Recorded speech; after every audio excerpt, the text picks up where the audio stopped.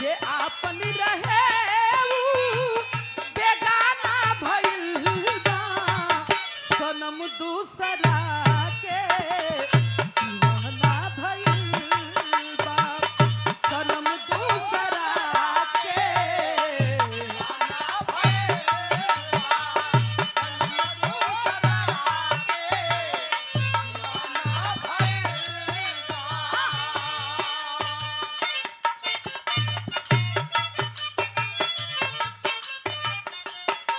प्यार करे वाला लड़का कहे ठीक ना कैलू बड़ा वादा कैले रहू कि बियाह तो ही से हो करब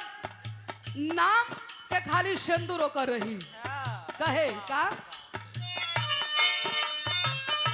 खबरो न ले लू अब ता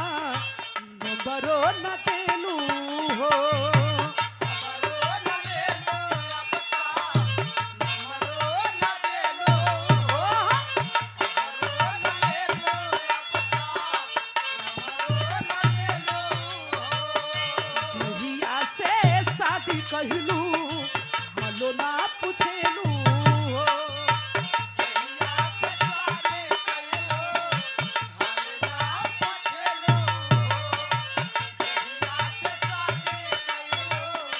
हलो ना पूछेलू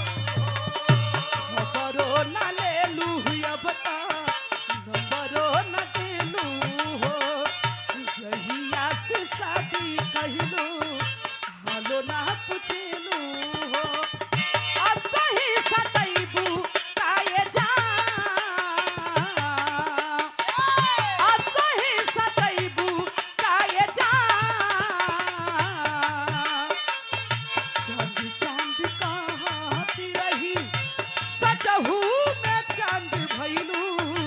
चांद चांद कहती रही सचहू में चांद भइलू मुहले पयई तू काये जा हो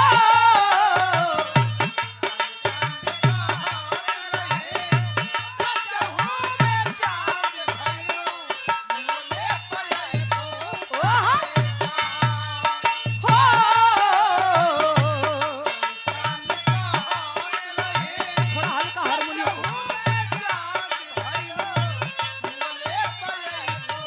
एक लाइन उ लइका और कहे विधियो नया हवे जागी रोवता निरात में काहे नहीं खूब बुझत बानी कवना